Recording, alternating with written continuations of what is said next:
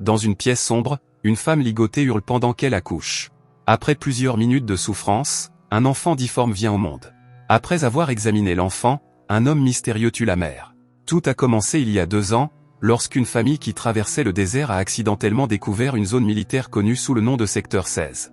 Le lendemain, la moitié de la famille était morte. Au cours des semaines suivantes, l'armée américaine a envoyé une équipe à la recherche des personnes disparues. Les chefs militaires ont ordonné à une équipe d'installer un système de surveillance électronique dans la zone, mais les raisons sont confidentielles. Pour tester les connexions, le technicien a installé des mannequins dans une ancienne mine qui pourrait servir de salle de réunion secrète. Le docteur Wilson surveille la situation depuis la salle de contrôle, qui est équipée d'un capteur de chaleur. Wilson informe Anne que certaines connexions ne fonctionnent pas avant de remarquer quelque chose d'étrange sur le scanner.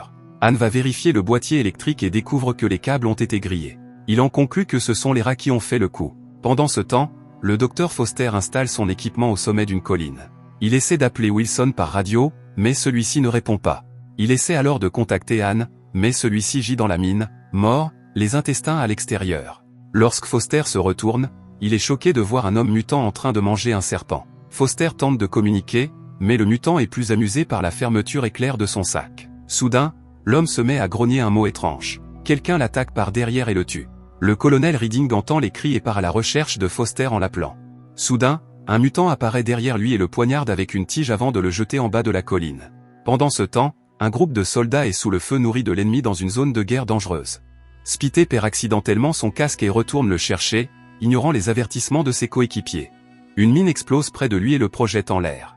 Un ennemi commence à les insulter, eux et leur mère, alors Crank sort de sa cachette pour le poursuivre. Ses coéquipiers pensent qu'il est fou, mais ils n'ont pas d'autre choix que de le suivre. Ils lancent des grenades à travers une porte et l'explosion les renverse. Une poupée tombe à côté d'eux et une mère apparaît en pleurant son enfant. Napoléon tente de s'excuser auprès d'elle, mais la femme révèle alors qu'elle cache plusieurs grenades sous ses vêtements. Elle dit « Kaboum » pour imiter l'explosion, révélant qu'il s'agit seulement d'un exercice d'entraînement et qu'ils ne sont pas en situation de guerre réelle. Le sergent Jeffrey réprimande toute l'équipe pour s'être comportés comme des idiots. Il annonce également qu'ils vont se rendre dans le secteur 16 pour livrer des marchandises aux scientifiques qui y travaillent. Il s'agit d'une zone top secrète, ils ne doivent donc parler à personne ni s'éloigner. Lorsqu'ils arrivent dans le secteur 16, l'équipe se souvient que l'armée y testait autrefois des armes nucléaires et craint que le sol ne soit radioactif. Cependant, Jeffrey affirme que ses supérieurs lui ont assuré que ce n'était pas le cas. Pendant le trajet, les cadets se taquinent, puis la situation dégénère en dispute. Crank se met en colère et manque de jeter quelqu'un hors du camion, les autres doivent donc le calmer. Quand ils arrivent enfin au campement des scientifiques, ils ne trouvent personne. Ils essaient de les appeler par radio, mais personne ne répond. Ils ne remarquent pas que quelqu'un les observe derrière les rochers. Crank ouvre la porte de la mine et est surpris par une nuée de chauves-souris qui s'envolent. Il trouve un téléphone satellite, mais celui-ci a été détruit. Soudain, la radio d'un camion capte un message d'un homme qui demande de l'aide. Il dit qu'il se trouve en haut de la colline, mais avant qu'il puisse donner plus de détails, l'appel est coupé. À ce moment-là, l'équipe aperçoit un miroir de signalisation sur la colline, et Jeffrey annonce qu'ils partent en mission de sauvetage. Napoléon pense que c'est une mauvaise idée de partir sans contacter la base au préalable, alors Jeffrey le punit en le chargeant de garder les toilettes sur une jambe. En sortant, Jeffrey remarque qu'Amber flirte et la fait rester aussi, lui disant de continuer à essayer la radio. Amber obéit et est surprise d'entendre un « bonjour » à l'autre bout, mais rien d'autre. Alors que le groupe gravit la colline, Mickey marche accidentellement sur un trou caché et tombe. Les autres se précipitent pour le secourir et le sortent juste à temps. En jetant une pierre dans le trou, ils se rendent compte qu'il doit faire environ 100 mètres de profondeur ou 100 ans. Mickey s'est blessé à la cheville, Jeffrey le renvoie donc au camp. Pendant ce temps, Napoléon entre dans les toilettes pour se soulager. Soudain, il entend un bruit étrange et une main apparaît dans les toilettes pour lui attraper la jambe. Amber est sceptique et va voir de plus près, mais c'est alors qu'un bras entier apparaît dans les excréments. Les deux cadets hurlent et ferment la porte alors qu'un homme sort des toilettes en demandant de l'aide. Les soldats le sortent et découvrent qu'il s'agit de Wilson, qui présente d'étranges coupures sur son corps tremblant. Wilson murmure qu'ils sont là avant de mourir. Napoléon comprend que quelqu'un l'a coupé pour qu'il meure lentement d'une infection. Après s'être lavé, le duo tente de contacter Jeffrey, mais la radio est toujours hors service. À ce moment-là, ils aperçoivent de la fumée et découvrent avec effroi que quelqu'un a mis le feu à leur camion. Amber remarque que son fusil a disparu et décide d'aller chercher son équipe pour les avertir, mais Napoléon choisit de rester. Après avoir fait quelques pas, Amber entend un bruit et soudain, un zombie lui saute dessus par derrière. Elle tente de se défendre, mais le mutant est beaucoup plus fort et la jette à terre. Amber le frappe alors avec une pierre, mais le mutant riposte avec une lame. Alors qu'Amber esquive les coups, une balle touche le mutant. Elle provient de Mickey, caché dans les rochers. Le mutant s'échappe en sautant dans l'un des trous de la mine. D'un autre trou, une main s'avance et attrape la cheville de Mickey, le faisant tomber. Amber essaie d'attraper ses bras, mais la main mystérieuse tire trop fort. Elle attrape son arme, mais elle ne peut pas tirer car le corps de Mickey recouvre tout le trou. Napoléon arrive bientôt et essaie lui aussi d'attraper Mickey, mais il est trop tard. Le corps de Mickey commence à saigner lorsque les rochers lui brisent la jambe, la pliant jusqu'à ce que son corps soit suffisamment comprimé pour passer à travers le trou et disparaître. Sur les collines, Delmé est choisi pour escalader une autre formation rocheuse afin de poursuivre les recherches. Il manque de glisser, mais heureusement, il parvient à atteindre le sommet. Pendant ce temps, Missy se sépare du groupe pour lire un message de son fils sur son téléphone. Soudain, elle entend un bruit et sursaute lorsque quelqu'un touche son épaule, mais ce n'est que son coéquipier qui lui annonce qu'ils doivent partir. Après avoir marché un moment, il trouve une chaussure sur un rocher. Il découvre le corps de Foster, son portefeuille coincé dans sa blessure à la tête. Inquiet à l'idée qu'il y ait un ennemi, Spité tente de contacter le camp, mais ses amis ne répondent pas. Après plusieurs tentatives, ils entendent Reading, qui ne dit qu'une phrase avant que l'appel ne soit à nouveau coupé. Missy fait remarquer que ce n'est pas la même voix qu'ils ont entendue lors de l'appel précédent. L'équipe continue d'avancer, entendant des bruits étranges parmi les rochers. Soudain, un mutant tente d'attaquer Spité, mais frappe son sac à dos à la place. Spité riposte en ouvrant le feu, et le mutant court vers le sommet de la colline et lui lance une pierre. Spité continue de tirer sans réfléchir et touche accidentellement Jeffrey à plusieurs reprises tandis que le mutant s'échappe. L'équipe tente de l'aider, mais Jeffrey meurt. Lorsqu'Amber et Napoléon arrivent, ils doivent leur annoncer la mort de Mickey. Après avoir enveloppé le corps de Jeffrey dans une couverture pour le transporter, l'équipe commence à redescendre. Delmé aperçoit quelqu'un bouger au sommet des rochers, mais il n'y prête pas attention pour éviter les ennuis. Quand vient le moment de descendre, Spité passe en premier, transportant le corps. Mais soudain, la corde se rompt et Spité fait une chute mortelle. Crank reproche à Napoléon d'avoir mal fait le nœud. Cependant, Delmé remarque que la corde a été coupée. Il découvre également que toutes leurs cordes de rechange ont disparu. L'équipe commence à chercher un chemin qui leur permettra de descendre en toute sécurité, mais ils ne trouvent que des impasses. Quand ils entendent un autre bruit, ils le suivent jusqu'à ce qu'ils trouvent Reading, qui est à peine vivant. Ils essaient de soigner ses blessures, mais Reading les repousse et se met à rire. Ils entendent alors des cris au loin et tout le monde se prépare à tirer. Quand ils se retournent, ils trouvent Reading debout, un fusil à la main. Il leur explique que des humains vivent dans les mines et ont muté à cause de l'activité radioactive provoquée par les anciennes expériences. Ces mutants tuent tous les hommes, mais gardent les femmes pour se reproduire. L'équipe demande comment partir, et Reading répond en se suicidant. Quelques minutes plus tard, Missy s'assoit avec Amber et lui montre une vidéo de son fils. Un mutant apparaît derrière elle, les hommes ouvrent le feu et abattent rapidement le mutant. Après cela, Missy se cache derrière un rocher pour se soulager, sans remarquer le mutant derrière elle, car sa peau semblable à de la roche lui permet de se camoufler. Il l'attrape par derrière et ses cris attirent l'attention des autres. Il court sur un chemin et voit le mutant l'emmener dans les mines. Lorsque l'équipe entre dans la mine, Toustin pense que c'est une mauvaise idée, alors il quitte la grotte et promet de revenir avec de l'aide. Le groupe continue à fouiller la mine, sans se douter que quelqu'un les observe dans l'ombre. Ils se retrouvent dans une impasse et trouvent le téléphone de Missy par terre. À l'aide de leur lampe torchée, ils se rendent compte que des tôles métalliques recouvrent un tunnel. Delmé se laisse glisser et donne des coups de pied dans les rochers qui le bloquent pour atteindre le niveau inférieur. Voyant que la voie est libre, le reste de l'équipe se laisse glisser à son tour. Amber panique lorsqu'une araignée apparaît sur son bras, mais elle parvient à passer. Pendant ce temps, Stimp descend la colline lorsqu'il entend quelqu'un à proximité.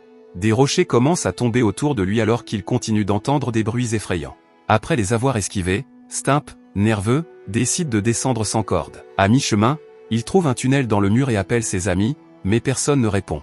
Quand il essaie de partir, un mutant apparaît dans le tunnel et lui coupe la main pour le faire tomber dans le vide. Dans la mine, l'équipe suit une brise qui les conduit à un trou dans le mur. Ils regardent dehors et voient leurs amis morts, ce qui signifie que c'est là que le mutant a coupé la corde. Le tunnel suivant est rempli d'eau, ils ne peuvent donc pas voir le sol.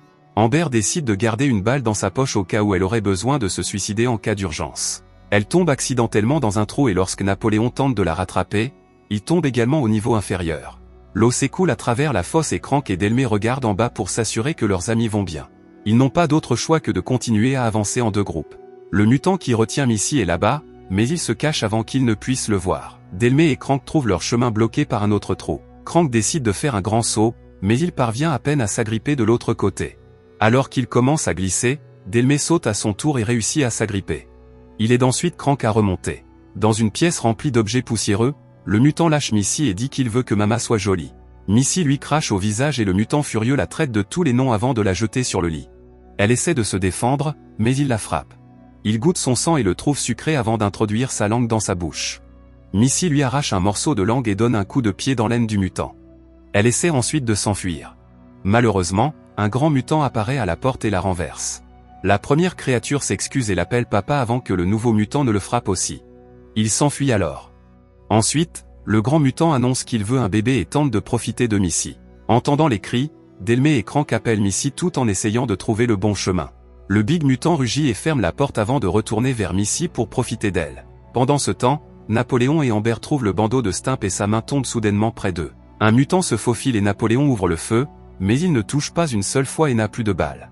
Le mutant tente alors d'attaquer, alors Amber attrape sa tête pour lui crever un œil. Il tente de l'étrangler en retour. Cependant, Napoléon utilise une pierre pour fracasser la tête du mutant jusqu'à ce que mort s'ensuive. À ce moment-là, une créature aveugle apparaît dans le tunnel, alors le duo recule lentement pour tenter de s'échapper. Alors que le mutant tente de suivre leur odeur, Amber et Napoléon tombent à travers une trappe. À leur grande surprise, un mutant amical la referme et leur dit qu'ils sont en sécurité. Peu après, Crank et Delmé atteignent le même tunnel, et leur voix pousse le mutant aveugle à ouvrir le feu. Delmé est blessé, mais Crank réagit rapidement et riposte jusqu'à ce qu'il abatte le mutant aveugle. Cependant, les deux soldats sont désormais à court de munitions. Napoléon ouvre la trappe et fait entrer ses amis. Le mutant leur demande de le suivre et, après avoir traversé un passage secret, le groupe arrive dans une pièce remplie de cadavres et des effets personnels des victimes. Des morceaux de corps sont suspendus à des tables et à des crochets ou à l'intérieur d'un réfrigérateur et d'un hachoir à viande. Amber hurle lorsqu'elle trouve le corps de Mickey. À ce moment-là, Delmar s'effondre et meurt dans les bras de son ami. Le groupe continue d'avancer en traînant le corps de Delmar. Le mutant les guide jusqu'à l'entrée, mais malheureusement, la porte est bloquée. Amber veut retourner chercher Missy, mais Crank pense qu'elle est déjà morte. Il aperçoit alors de la dynamite derrière une porte en bois et commence à arracher les planches. Le mutant leur dit de ne rien toucher et s'enfuit. Quand Amber décide de partir à la recherche de Missy malgré tout, Napoléon la suit. Finalement, Crank entre dans l'autre pièce et s'empare d'une boîte de dynamite. Cependant, lorsqu'il la sort, il tire accidentellement sur un fil qui déclenche l'explosion. L'explosion est suffisamment puissante pour faire tomber des débris sur Napoléon et Amber, qui reviennent voir leur ami et le trouvent mort. Au même moment, le grand mutant attache Missy au lit, et ses cris résonnent dans les mines. Suivant le bruit, Napoléon et Amber avancent dans un nouveau tunnel ouvert par une explosion et trouvent la salle de réunion de l'armée.